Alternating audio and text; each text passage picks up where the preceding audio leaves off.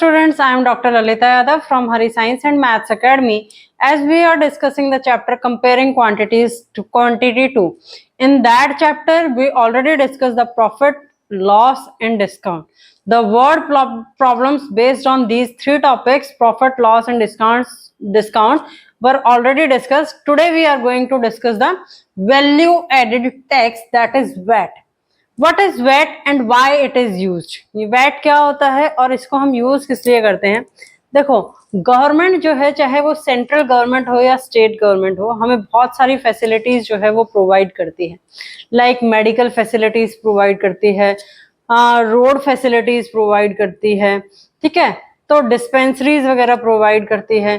तो ये सारी फैसिलिटीज जो हैं, ये इनके ऊपर फैसिलिटीज प्रोवाइड करने के लिए गवर्नमेंट को इसके ऊपर क्या होता है, एक्सपेंडिचर होता है.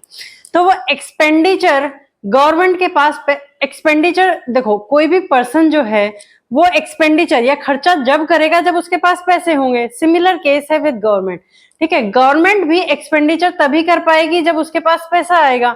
तो वो पैसा कहाँ से आता है? वो पैसा आता है जब गवर्नमेंट जो है वो टैक्स जो है वो इम्पोज करती है. अब हर एक आइटम के ऊपर जो होता है वो हर डिफरेंट वैट जो है वो इंट्रोड्यूस किया जाता है.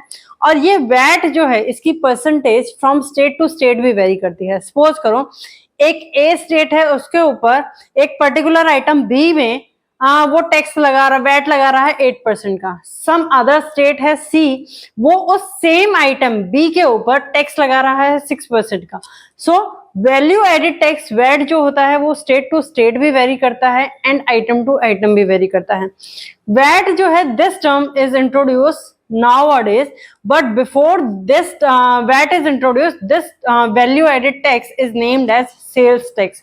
इसको क्या कहा जाता था? सेल्स टैक्स कहा जाता था.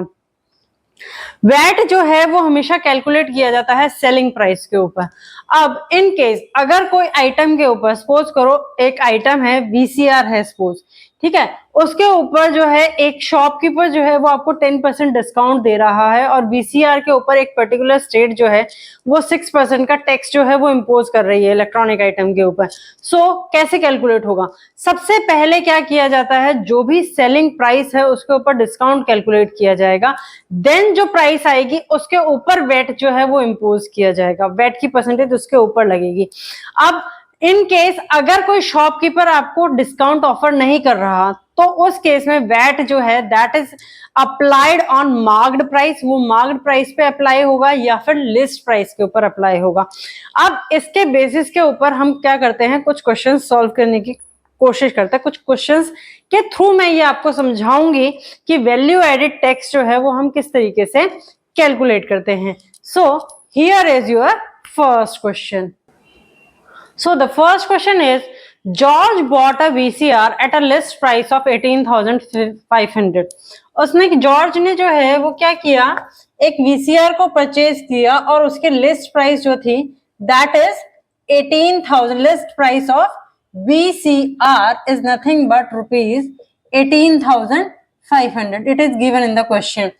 Now if the rate of VAT was 8%, अगर VAT जो था that is 8%, अगर वो कितना था, 8% था. So find the amount he had to pay for purchasing the VCR. उसको VCR परचेज करने के लिए कितना जो है वो पे करना पड़ेगा. सो अगर मैं वैट की अमाउंट कैलकुलेट करूं तो वैट जो आएगा, वैट कितना आएगा, 8% ऑफ. देखो शॉपकीपर ने उसको कोई डिस्काउंट ऑफर नहीं किया. सो अभी मैंने बताया जब कोई डिस्काउंट ऑफर नहीं होता आइटम के ऊपर, सो वैट जो है उस पर्टिकुलर केस में हम या तो मार्क्ड प्राइस के ऊपर कैलकुलेट करते हैं या लिस्ट प्राइस के ऊपर कैलकुलेट करते हैं. Whatever is given to you, जो भी आपको दिया हुआ होगा उसके ऊपर आप कैलकुलेट करोगे, चाहे वो मार्क्ड प्राइस हो चाहे वो लिस्ट प्राइस हो. लेकिन अगर इन केस मार्क्ड प्राइस और लिस्ट प्राइस नहीं दे रखा है और सेलिंग प्राइस दे रखा है तो उस पर्टिकुलर केस में आप जो है वो सेलिंग प्राइस के ऊपर भी कैलकुलेट कर सकते हो. अब वैट जो है that is 8% of list price that is 18,500. Now if we calculate 8% means 8 divided by 100 multiply by 18500. 00 से 00 कैंसिल. सो वैट आएगा 8 5 44 कैरी गया, 8 8 64 एंड 4 8 6 कैरी गया, 8 1 जा 8 एंड 6 14। सो वैट आया हमारे पास कितना, rupees 1418। Now if we calculate the selling price, what is asked in the question, calculate the sale price और the price which he had to pay for purchasing the amount. So total amount we can write it as total amount कौन पे कर रहा है, George had to पे, किसको पे करने के लिए, for purchasing the VCR, for purchasing the VCR is nothing but the list price, that is 18,500 plus the VAT, that is 1480. This price comes out to be rupees 80991।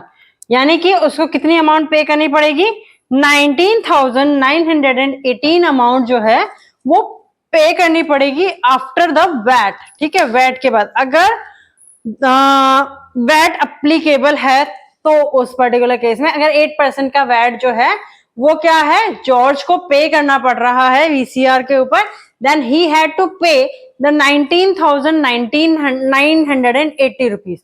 Now the next question for today is, now the next question is the price of a TV set inclusive of VAT is rupees 13,530। TV set है उसकी price जो है VAT को include करके कितनी आई है, 13,530 rupees. Now if the rate of VAT is given is 10%, VAT जो है उस पर कितना लगा था, 10% लगा था। Find the basic price of the TV set, TV set की आपको क्या फाइंड आउट करनी है, बेसिक प्राइस फाइंड आउट करनी है। सो इस केस में हम इस तरीके से भी निकाल सकते हैं solution, let the basic price of TV set is rupees x. अब वैट कितना गिवन है, वैट परसेंटेज गिवन है, that is equal to 10%, right. So VAT अगर मैं कैलकुलेट करूंगी तो वैट कितना हो जाएगा, 10% off basic price that is x. ठीक है, so this comes out to be 10 divided by 100 multiply by x and it comes out to be x by 10। अब बेसिक प्राइस और वैट को इंक्लूड करके, बेसिक प्राइस क्या है x और VAT कितना था 10%, यानी कि x by 10, इसको इंक्लूड करके जो प्राइस है टीवी सेट की that comes out to be 13,530 rupees. यहां पर मैं 10 एलसीएम लेती हूं, सो ये कम आएगा 10x plus x is equal to 13,530। This comes out to be 11x by 10 is equal to 13,530। 11x is equal to 13,530। x comes out to be 13,530 divided by 11। so x जो आएगा दैट इज 1 पर जाएगा, 2 reminder रह गया 25, फिर से 2 पर गया, फिर मेरे पास 3 रिमाइंडर रह गया 3,12300। यानी कि बेसिक प्राइस जो आई किसकी, टीवी सेट की, basic price of TV set is nothing but rupees 12,300। ठीक है, इस तरीके से हम फाइंड आउट करते हैं क्वेश्चंस को अगर हमें दिया हुआ है तो। Now we are trying to solve more questions on this. Now the question is David purchase a pair of shoes for rupees 441 including VAT. ठीक है, यानी कि price, purchase price including VAT is rupees 441. If the sale price of the shoes is 420, अगर sale price जो है, if the sell price for the shoes, और नहीं, sale price, sorry, sale price is rupees 420. Now find the rate of VAT. हमें क्या find out करना है? VAT percent जो है वो फाइंड आउट करना है, वो कितना होगा. अब देखो, जो परचेज प्राइस है, that is purchase price for the particular person, that is debit, is equal to sales price plus VAT. यही है. परचेज प्राइस कितना है? 441 है. सेल्स प्राइस कितना है? 420 है, plus VAT. Now VAT comes out to be 441 minus 420. That VAT comes out to be equal to rupees 21. ये आ गया. अभी मैंने जब बिल्कुल बेसिक में बता रही थी कि वैट क्या होता है, तो उस टाइम पे मैंने बताया था कि वैट जो है वो किस पे लगाते हैं? हम सेल प्राइस के ऊपर लगाते हैं, या सेल प्राइस जो है उसके ऊपर लगाते हैं. सेल प्राइस का मतलब क्या है? जो सेल प्राइस के ऊपर डिस्काउंट ऑफर किया गया, उसके बाद जो price I, that is the sale price. वो क्या थी? सेल प्राइस थी. सो वैट परसेंटेज अगर मैं कैलकुलेट करूंगी, तो इस पर्टिकुलर केस में वैट परसेंट जो आएगा वो किस पे आएगा? सेल प्राइस के ऊपर आएगा. अब तो इसमें क्या आएगा? VAT divided by sale price multiply by 100. ठीक है. वैट कितना आया? 21. सेल प्राइस कितना है? 420 मल्टीप्लाई बाय 100. 0 से 0 कैंसिल आउट. 21 की टेबल में 42 कितने पे आता है? 2 पर. 2 से यहां पर अगर हम कट करेंगे, so the VAT percent comes out to be 5%. VAT percent जो आ रहा है, दैट इज 5%. ये तो इस क्वेश्चन को सॉल्व करने का था एक तरीका, ठीक है, जिससे हम सॉल्व कर सकते हैं आसानी से, और हमें कोई नया कंसेप्ट इंट्रोड्यूस करने की भी जरूरत नहीं है. अगर इसी क्वेश्चन को अगर मैं लीनियर इक्वेशन की फॉर्म में बना करके सॉल्व करना चाहूं, तो उसको क्या किस तरीके से सॉल्व करेंगे? वो हमारे पास हो जाएगा दूसरा मेथड, कि हम इस क्वेश्चन को सॉल्व कर रहे हैं using by making the linear equation. Linear equation बना करके हम सॉल्व कर रहे हैं. इसमें मैंने कोई लीनियर इक्वेशन नहीं बनाई थी, इसमें जो क्वेश्चन में दिया हुआ था वही, उसी के अकॉर्डिंग मैंने सॉल्व किया था. अब क्या फाइंड आउट करना है? Rate of VAT find out करना है. तो rate of VAT, let the rate of VAT is equal to X%. वो कितना है? X% है. अब वैट जो आएगा, that is X% of sale price, that is rupees 420. So X% is nothing but X divided by 100 multiplied by 420. 0 से 0 cancel. Now इसको मैं 2 से कट करूं तो ये 5 आता है, और ये 2 से कट करेंगे तो 21 आता है. So this comes out to be 21 by 5x. ये कितना आ गया मेरे पास? वैट आ गया. अब sale price, similarly sale price जो आएगी, दैट इज वो कितनी थी? 420 प्लस वैट कितना आया? 21x by 5. इसके बाद उसकी प्राइस परचेज कितने पे हुई? 441. Now this is becomes the linear equation in one variable. ये हमारी क्या बन गई? Linear equation in one variable बन गया. अब इसको सॉल्व करते हैं. 21x by 5 is equal to 441 minus 420. ठीक है. अब 21x बाय 5, 441 में से 420 माइनस करेंगे तो आंसर आएगा 21. So x is equal to 21 multiply by 5 divided by 21. x मैंने क्या, x की वैल्यू जो आ गई, दैट इज 5. अब x क्या था? रेट ऑफ वैट था. So rate of VAT is 5%. ये हो गया मेरे पास दूसरा तरीका। इस तरीके से मैं इसको क्या कर सकती हूँ, सॉल्व कर सकती हूँ लीनियर इक्वेशन बना के। Now we are going to solve the third question. Now the next question is Amit purchases a motorcycle having marked price 46,000. So the marked price MP of motorcycle is nothing but rupees 46,000. ठीक है, at a discount of 5%. Discount कितना है, 5% है.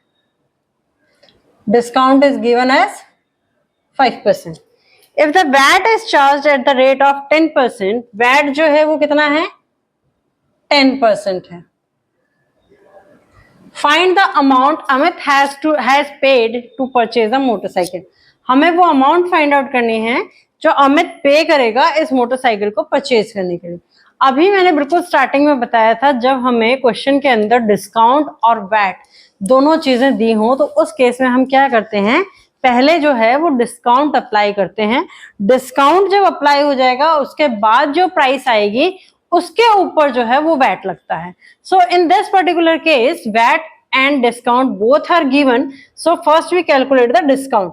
अब वो discount जो आएगा that is कितना आएगा, 5%. हमें पता है कि हम डिस्काउंट हमेशा किसके ऊपर कैलकुलेट करते हैं, मार्क्ड प्राइस के ऊपर कैलकुलेट करते हैं. तो 5% of 46,000. So 5% of 46,000 is this multiplied by 4, 6, 000, 0 से 0 cancel. Now 1 0 is there, 6 5 are 33 carry गया, 20 and 2 3 0 0. इतना डिस्काउंट जो है वो उसको मिला. किसको मिला, अमित को मिला. अब डिस्काउंट करने के बाद जो प्राइस आई है, सो द नेट प्राइस क्या आएगी, आप नेट प्राइस आएगी. किसकी आएगी, मोटरसाइकिल की आएगी. वो क्या आएगी, जो हमारे पास मार्क्ड प्राइस थी दैट इज 46,000 माइनस 2300. इसको अगर हम अप्लाई करेंगे सो उसके पास प्राइस कितनी आ गई, 0037 एंड 7 5 में से 2 गया 3, 43,700. ये आ गया नेट प्राइस. अब वैट जो है वो कितना है, 10% है. सो वैट अगर मैं कैलकुलेट करूंगी सो 10% of 43,700. This comes out to be 10 divided by 100 multiplied by 43,700. So this comes out to be rupees 4370. यही आएगा. ठीक है, तो अब उसके लिए परचेज प्राइस कितनी हो गई, purchase price for Amit is equal to जो नेट प्राइस थी that is rupees 43,700 plus 4370. Now this comes out to be 7 0. This is 10 carry गया 1, 4 3 7 and 8 and this 48,070 रुपीज. ये हो गई अमित के लिए परचेज प्राइस जिसपे वो मोटरसाइकिल को परचेज करेगा. ठीक है, इस तरीके से हम फाइंड आउट करते हैं वैट के क्वेश्चंस को. अगर तो आपको क्वेश्चन में directly mark price list price दे रखा है तो वैट डायरेक्टली उसी के ऊपर लगाना है. अगर if no discount is given, अगर डिस्काउंट गिवन है तो पहले आप डिस्काउंट जो है वो अप्लाई करेंगे. उसके बाद जो भी प्राइस आएगी that price is applicable for the VAT. उस प्राइस के ऊपर क्या लगेगा, वैट लगेगा. Then you calculate the amount. This is all for today. If you find any problem in solving the VAT questions, please post your query in the comment box along with the pic of the query. ठीक है, please like, share and subscribe the channel for the video notification, as these videos are meant for the foundation classes, so it covers the school curriculum also. Beyond school curriculum, some extra topics or some extra shortcuts are applied and it covers the CBSE syllabus as well as state board and ICSE board syllabus. Your one share means a lot for the channel. Thank you for today, and the chapter is over.